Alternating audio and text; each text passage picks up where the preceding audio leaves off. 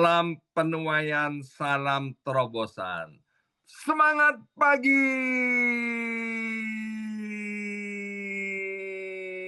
Semuanya semangat pagi. Apa kabarnya Bapak Ibu semuanya? Ya, senang sekali hari ini Sabtu tanggal 5 Juli 2025 kita boleh bersama-sama kembali ya. Bapak Ibu sekalian, kita yang tinggal di New York, kita tahu salah satu transportasi yang paling baik dan paling nyaman, cepat dan murah adalah kereta bawah tanah yang disebut dengan subway ya. Nah, satu kali ada seorang anak muda naik subway itu, Bapak Ibu sekalian. Nah, saat anak muda ini hendak turun, dia baru sadar ternyata dompetnya hilang, handphonenya juga hilang. Dia panik, wajahnya jadi pucat, tangannya gemetar, dan kemudian dia mulai celingak-celinguk toleh kiri, toleh kanan, dan dia berharap bahwa dompet dan handphonenya itu ketinggalan di bangku ya. Tapi ternyata nggak ada Bapak Ibu sekalian. Kemudian seorang nenek yang memperhatikan yang ada di dekatnya, dia berkata, "Nak, gimana kabarmu? Apakah kamu baik-baik saja?" Dan itu memang adalah satu pertanyaan yang umum kalau kita tinggal di New York, Bapak Ibu sekalian. Nah, anak muda itu menjawab, "Tidak, Ibu, semua yang penting yang aku miliki baru saja hilang." Maka itu kemudian nenek itu secara spontan dia berkata dengan lembut dan manis, dia bilang begini, "Kalau semua yang penting itu bisa hilang, mungkin inilah saatnya kamu harus pegang yang tidak bisa hilang, yaitu Tuhan Yesus." Nah, hari ini kita akan merenungkan dari Mazmur 37 ayat 3 sampai dengan ayat yang keempat, ya. Mazmur 37 ayat 3 sampai dengan ayat yang keempat bilang begini, "Percayalah kepada Tuhan dan lakukanlah yang baik. Diamlah di negeri dan berlakulah setia. Dan bergembiralah karena Tuhan, maka Ia akan memberikan kepadamu apa yang diinginkan oleh hatimu." Inilah yang dimaksud oleh nenek itu yang dia katakan kepada pemuda itu. Kalau kita punya Tuhan, Bapak Ibu sekalian, kalau kita pegang Tuhan, maka Tuhan tidak akan hilang untuk selama-lamanya. Dua ayat yang kita baca dari Mazmur 37 ini merupakan resep bagaimana hidup bahagia dan berkemenangan. Kalau kita pelajari Mazmur 37 yang ditulis oleh Daud, Bapak Ibu sekalian, dikatakan bahwa kebahagiaan orang fasik itu semu. Bapak Ibu sekalian, orang fasik itu hidupnya bisa bahagia.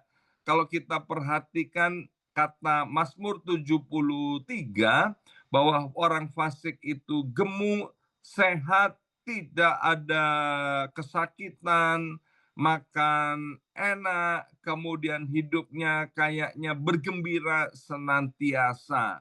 Nah, Mazmur 37 ini berkata bahwa kebahagiaan orang fasik itu semu, Bapak Ibu sekalian.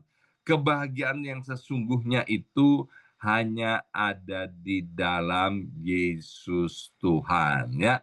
Maka itu yang pertama, bagaimana agar kita memiliki hidup yang berbahagia yang sesungguhnya serta mengalami kemenangan demi kemenangan ketika kita menghadapi tantangan itu.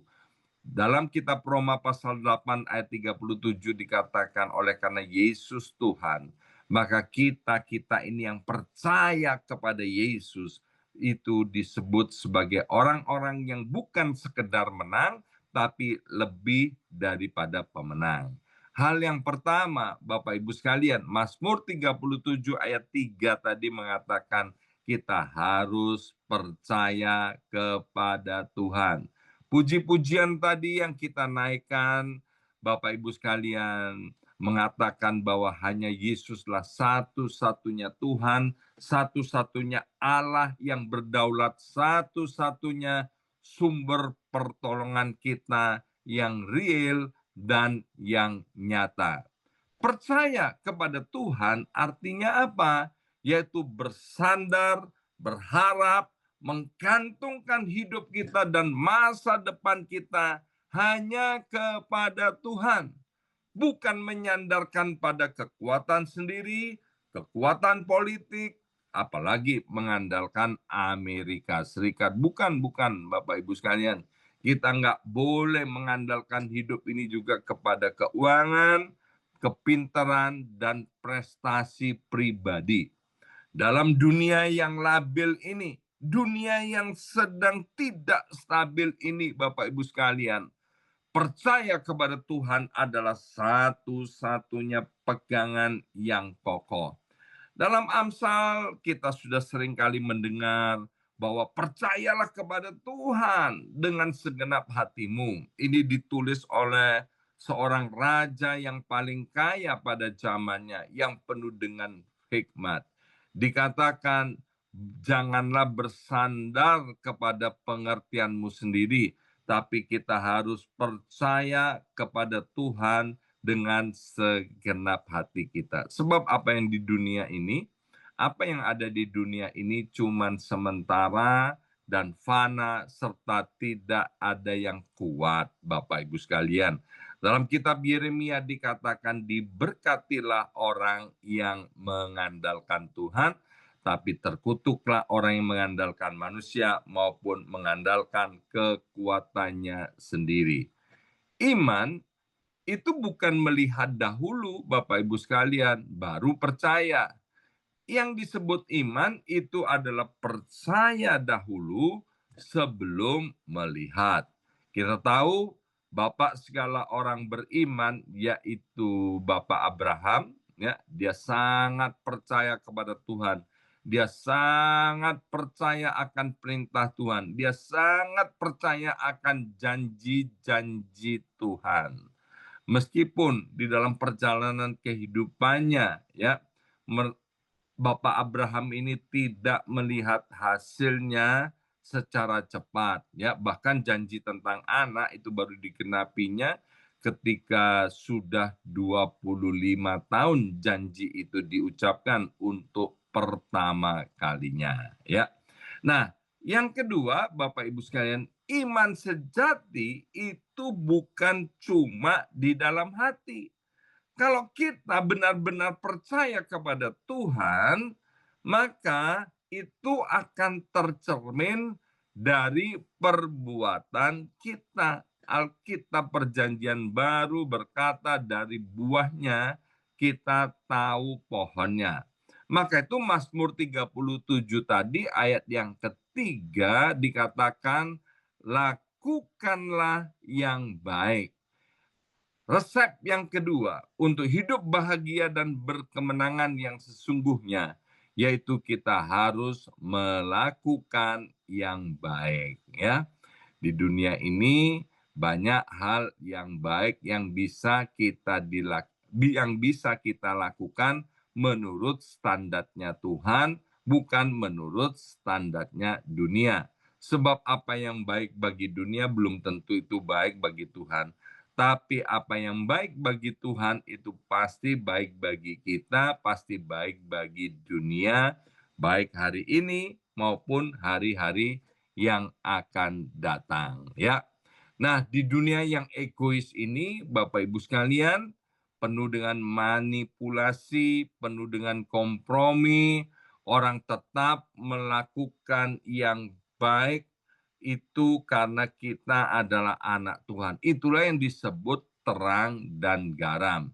Tidak mudah memang ketika kita melakukan hal-hal yang baik, seringkali kita tidak dihargai. bahkan seringkali dicurigai dan disalahpahami. Tapi Tuhan tidak pernah lalai memperhatikan setiap langkah-langkah atau kebaikan-kebaikan yang kita lakukan. Mungkin itu kecil menurut pemandangan kita, tapi sorga akan dan pasti mencatat setiap perbuatan-perbuatan baik yang kita lakukan. Dalam kitab Galatia dikatakan janganlah kita jemu-jemu berbuat baik, karena apabila sudah datang waktunya, kita akan menuai jika kita tidak menjadi lemah. Ayat lain berkata jangan sesat, Allah itu tidak bisa dipermainkan. Apa yang ditabur orang itulah yang akan dituainya. Yesus sendiri berkata, kamu adalah garam dunia. Kita-kita ini, Bapak Ibu sekalian, adalah garam dunia. Jadi yang namanya garam, ya di rumah saya ada yang namanya garam. Waktu istri saya mau memasak, dia memakai garam. Memang garam itu Bapak Ibu sekalian nggak pernah dibawa kemana-mana, ya kan? Sudah dipakai, ya udah disimpan kembali. Tetapi memberi dampak sehingga makanan itu jadi sedap. Demikian juga kebaikan kita.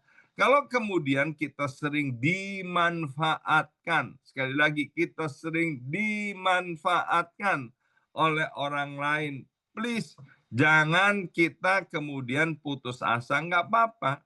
Biarlah kita terus berbuat baik karena kita itu adalah garam dunia. Kalau kita sering kali dilupakan, dan kemudian hanya waktu dibutuhkan kemudian orang-orang ingat akan kita, nggak apa-apa Bapak Ibu sekalian. Memang itu adalah panggilan daripada setiap kita, yaitu menjadi garam dunia. Ya, untuk kita berbuat baik, Bapak Ibu sekalian, kita tidak perlu membutuhkan alasan-alasan. Yang dibutuhkan adalah sikap hati yang penuh dengan belas kasihan, sikap hati yang benar. Tuhan itu tidak menilai besar kecilnya kebaikan kita, tapi yang Tuhan nilai adalah kesungguhan hati dan ketulusan hati kita waktu kita berbuat baik. Kebaikan kecil yang dilakukan lebih baik, jauh lebih baik daripada niat besar yang tidak pernah dilakukan. Dunia ini, Bapak Ibu sekalian, tidak memerlukan orang yang sempurna. Yang dibutuhkan oleh dunia ini, hari-hari ini, adalah orang-orang yang mau berbuat baik. Di dalam Kisah Rasul pasal 9 ayat 36 sampai ke ayat yang ke-42, Kisah Rasul pasal 9 ayat 36 sampai 42, di situ diceritakan tentang seorang wanita yang bernama Tabita atau Dorcas. Wanita ini terkenal karena apa? Karena suka dan selalu melakukan perbuatan baik dengan setia. Khususnya Dorcas atau Tabita ini memperhatikan orang-orang yang miskin, janda-janda yang miskin. Bapak Ibu sekalian, satu kali kemudian Dorcas ini meninggal dunia. Wow, orang-orang kemudian meratap, menangisi kematiannya, Bapak Ibu sekalian. Dan kemudian orang-orang ini datang kepada Petrus menceritakan tentang semua perbaikan, semua kebaikan yang dikerjakan oleh Tabita atau Dorcas ini. Dan kemudian Petrus digerakkan oleh Roh Kudus, Bapak Ibu sekalian, dan mendoakan Dorcas itu, dan Dorcas itu kemudian bangkit dari kematiannya. Satu kali ada seorang anak muda di Philadelphia, Bapak Ibu sekalian, namanya Hendra. Dia baik banget Bapak Ibu sekalian. Dia sering datang waktu perintisan gereja BMC di New York. Dia bermain musik. dan kemudian meninggal dunia di usia mudanya. Kami-kami ini yang dari New York bisa digerakkan loh, datang ke acara funeral service-nya. Dan luar biasa, meskipun anak ini masih muda, itu rumah duka penuh dengan orang-orang yang datang berduka cita, Bapak Ibu sekalian. Sampai pemilik funeralnya, dia berkata begini, selama sekian puluh tahun rumah funeral ini berdiri, baru kali ini ada upacara pemakaman yang dihadiri oleh begitu banyak orang, banyak banget, mungkin hampir 600 orang yang hadir pada acara upacara di funeral service itu. Mengapa?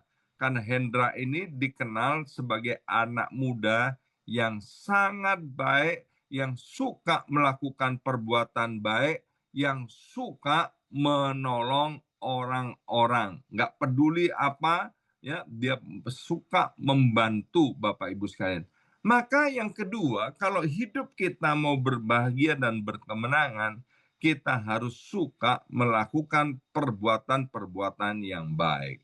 Perbuatan yang baik itu merupakan buah karena kita percaya kepada Tuhan. Dan yang terakhir, yang ketiga, dari Mazmur 37 ayat yang ketiga dikatakan, diam di negeri dan berlakulah setia. Bersama saya ucapkan, berlakulah setia. 2, 3, berlakulah setia. Amsal berkata, banyak orang yang menyebut dirinya baik hati, tapi orang yang setia siapa yang menemukannya, ya. Di New York saya punya pengalaman, Bapak Ibu sekalian, dan ini luar biasa. Jemaat-jemaat juga pinter. Ketika melihat ada jemaat-jemaat yang tidak setia, mereka bisa tahu loh ya, wah orang ini nggak setia, pastor. Dan itu jemaat-jemaat juga bisa nggak suka dengan orang-orang yang tidak setia, ya kan? Ada orang yang tidak setia kepada keluarganya, tidak setia kepada gerejanya, tidak setia di dalam beribadah, tidak setia di dalam pekerjaannya. Saya pernah mengenal seorang, Bapak Ibu sekalian, ya, saya kan sudah di New York itu mungkin sekitar 17 tahun, ya. Ada orang selama 17 tahun saya kenal, itu punya bos, majikan, ya, mungkin kalau dihitung-hitung 100 orang aja lebih, Bapak Ibu sekalian. Kenapa? Karena suka gonta-ganti majikan. Mengapa? Karena tidak setia, ya. Setia artinya yaitu orang yang mau bertahan dan tidak lari ketika mengalami proses. Waktu mengalami proses, orang yang setia, dia tidak pernah menyerah. Dalam bahasa aslinya, berlakulah setia itu bermakna yaitu menjadi orang yang dapat dipercaya. Ya, itulah yang disebut dengan berlaku setia.